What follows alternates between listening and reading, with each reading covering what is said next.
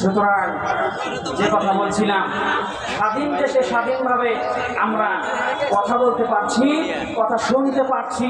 আরেকবার পড়ছি আলহামদুলিল্লাহ। আলহামদুলিল্লাহ কি শুধু একবার বললেই শেষ হবে না? আলহামদুলিল্লাহ সবসময় পড়বেন? জোরে বলে, সবসময় পড়তে হবে। কারণ শুকরিয়া যে যত বেশি জ্ঞাপন করবে আল্লাহ তাআলা নিয়ামত বাড়িয়ে দিবেন। কথা বলেন ঠিক কিনা? 5ই আগস্টে দেশকে স্বাধীন করে আল্লাহ তাআলা এই বাংলার 56,000 বর্গ মাইলের সার্বভৌমত্ব কোরআনের পক্ষে ফিরিয়ে দিয়েছেন। সারা জীবন যদি শুকরিয়া জ্ঞাপন করেন শেষ হবে না। কিন্তু এখানে একটা কথাই থেকে যায়, এখন আমাদের সুযোগ এসেছে কোরআনের আইন প্রতিষ্ঠা করার জন্য। কথা বলেন ঠিক কিনা? যদি এই সুযোগটা হাতছাড়া হয়ে যায় তাহলে আলহামদুলিল্লাহ যে প্রতিদান আমরা কিন্তু আল্লাহর কাছ থেকে এটা পাবো না। কথা বলেন ঠিক কিনা? সুতরাং শুকরিয়া কি একবার হবে না 1000 বার হবে? একবার না 1000 বার? আবারও পড়ছি আলহামদুলিল্লাহ।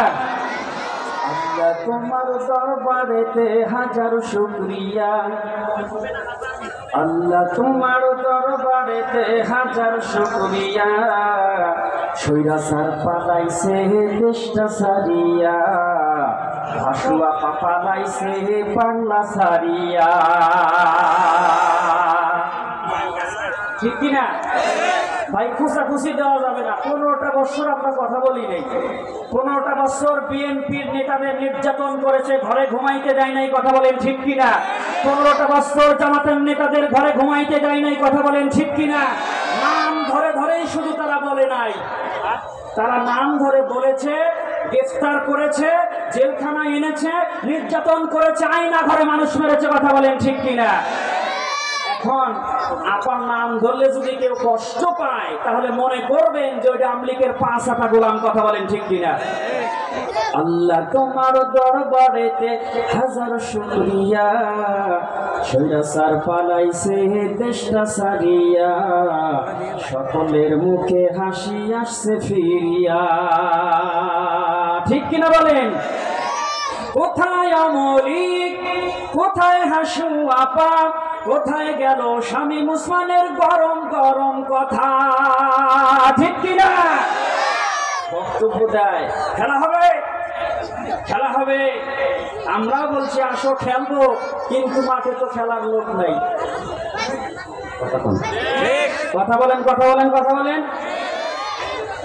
সুতরাং শুকরিয়া একবার নয় 1000 বার শুকরিয়া পড়ছে আলহামদুলিল্লাহ। সম্মানিত উপস্থিতি, বিশ্বনবীর শানে দরুদ ও সালাম সোনার মদিনায় প্রেরণ করছি, সকলে পড়ছি সাল্লাল্লাহু আলাইহি ওয়াসাল্লাম। পবিত্র কোরআনুল কারীম থেকে কয়েকটি আয়াত আমি তিলাওয়াত করেছি। সূরাটির নাম হচ্ছে সূরাতুল বুরুজ। কি নাম বললাম? জোরে বলেন, কি নাম বললাম? বুরুজ। আল্লাহ রাব্বুল আলামিন পবিত্র কোরআনুল কারীমের ভিতরে বর্ণনা করে দিলেন, ওয়াসসামা'i যাতিল বুরুজ।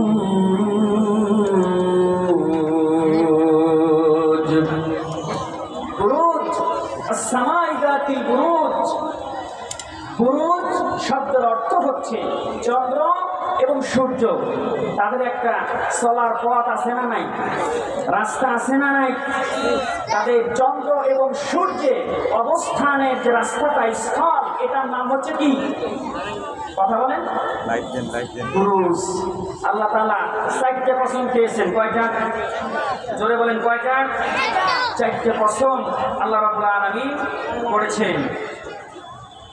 আল্লাহ রাব্বুল আলামিন বুরুজ বিশিষ্ট আসমানের কসম করলেন, ওয়াল ইয়াউমিল মাউউদ। কিয়ামতের দিনের কসম আল্লাহ তাআলা করলেন, ওয়াশাকিদিন ওয়া মাশহুদ।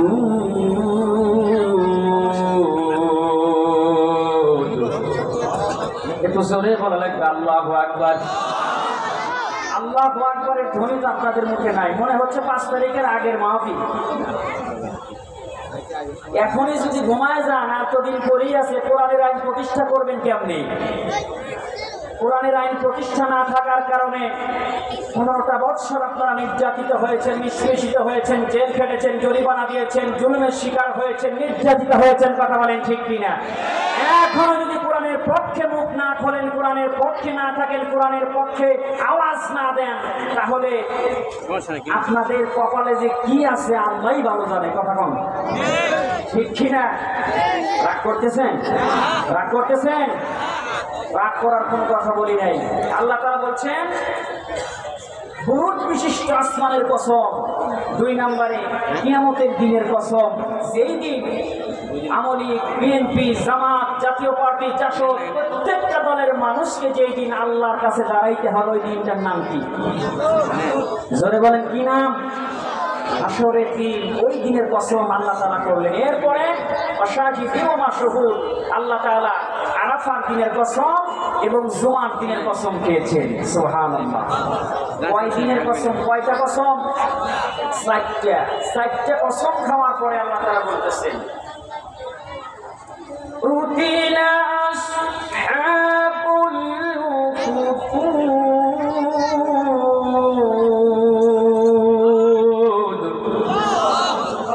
আরেকটু জোরে বলেন আল্লাহু আকবার। এখনকার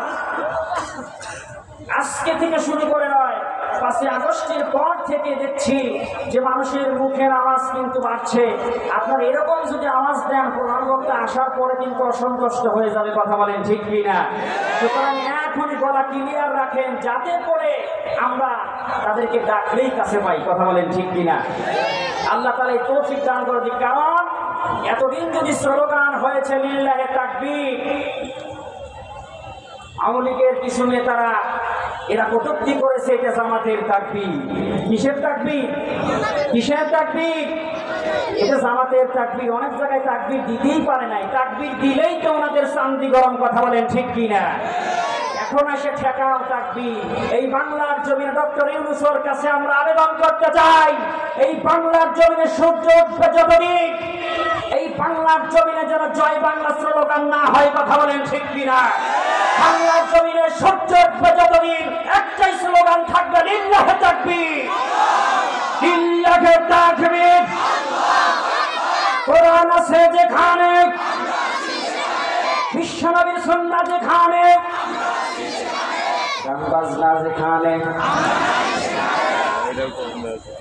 যাতে ওই যে মানা যাতে মাথা দিলে তালে ঠিক আছে না, আমরা কিন্তু তালে ঠিক রাখা লাগবে। থাকবো ইনশাআল্লাহ, কোরআনের পক্ষে থাকবো। কুতিলা আসহাবুল উখদুদ। আল্লাহ তাআলা এরপরে ঘোষণা করে দিলেন যে ধ্বংস হয়েছে গর্তের অধিবাসীরা। এই গর্তটা কি? সংক্ষেপে যতটুকু কথা হয়, গর্তটা কি এবার শোনেন। একজন জালেম বাদশা ছিল। কি বাদশা? কথা বলেন কি বাদশা? নিজে রব দাবি করেছিল, সমস্ত জনগণ তাকে রব হিসেবে মেনে নিয়েছিল।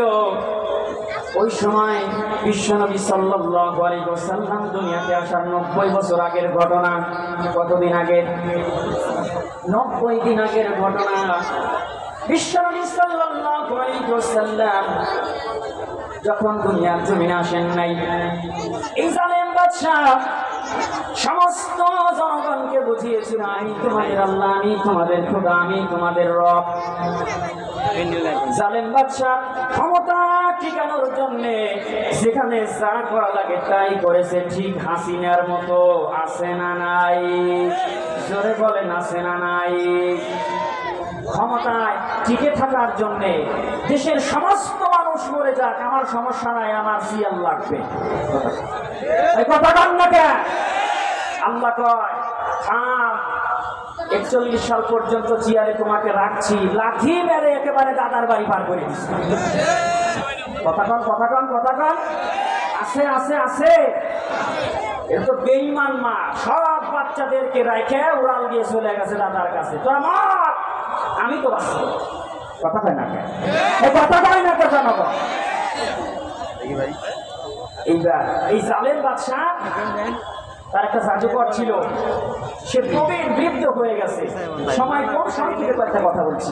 বৃদ্ধ হয়ে গেছে, হওয়ার পরে বললো জাহাপানা আমি তো বেশি দিন হয়তো আর থাকবো না, একটা বালককে আমার কাছে দেন, আমি জাদুবিদ্যা শিখে দেই, যাতে করে আপনার ক্ষমতায় টিকে থাকতে যা করা লাগে সে করে দিবে। এরকম শয়তান আছে না নাই? এরকম শয়তান আছে না নাই? বাংলার জমিনে 15টা বছর এইরকম ভাবে মাছ ভান্ডারি কিছু লোকের কাছে আমাদের আপাও গেছিল, কথা কন ঠিক কিনা? যে দোয়াটা ভালো করে করেন যাতে করে 41 সাল পর্যন্ত থাকতে পারি, কিন্তু দোয়ায় কাম হয় না। কথা কন ঠিক কিনা? হাবিবুল বাশার মাইজ ভান্ডারী আপনারা জানেন, বাংলার জমিনে আল্লামা সাইদি সহ যত আলেমদেরকে নির্যাতন করেছে, জেলে দিয়েছে, অত্যাচার করেছে, এই সমস্ত টুপিওয়ালাদের কারণে। কথা বলেন ঠিক কিনা?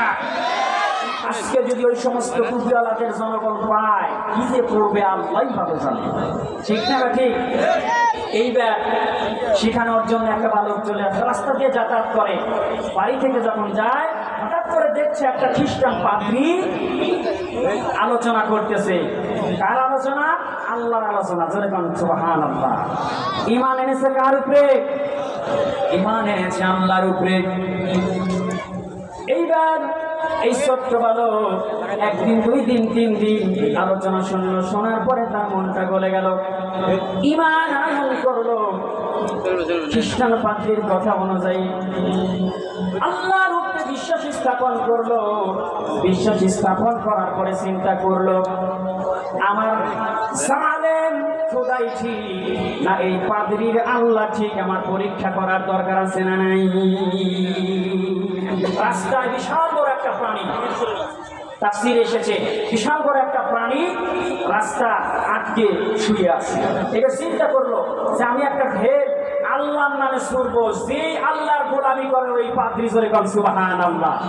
যদি এই আল্লাহ সঠিক হয় তাহলে এই ঢিলে ছোট্ট একটা পাথর দিয়ে ঢিল মেরেছে যাতে এই ঢিলে এই প্রাণীটা মারা যায়। যদি মারা যায় আল্লাহ ঠিক, আর যদি না মারা যায় আমাদের বাদশা ঠিক। এবার ঢিল মেরেছে, প্রাণীটা মরে গেছে, সারা এলাকা জুড়ে এটা খবর হয়ে গেছে। কোনো হুজুর যদি ফু দিয়ে গিলাস ফাটায় ফেলে, এলাকা জুড়ে খবর হবে না? এলাকা জুড়ে খবর হয়ে গেছে। এই ঘটনার পরে পরিপূর্ণভাবে ঈমান আনয়ন করলো এই যুবক। আনয়ন করে এইবার আল্লাহর গোলামি করলো। কুষ্ঠ রোগীর গায়ে হাত বুলিয়ে দিলে রোগটা ভালো হয়ে যায়, কানা মানুষের চোখে হাত বুলাইয়ে দিলে চোখটা সঙ্গে সঙ্গে ভালো হয়ে যায়। জোরে কোন সুবহানাল্লাহ। এবার বলেন, ভালো করার মালিক যুবক না ভালো করার মালিক যুবকের আল্লাহ?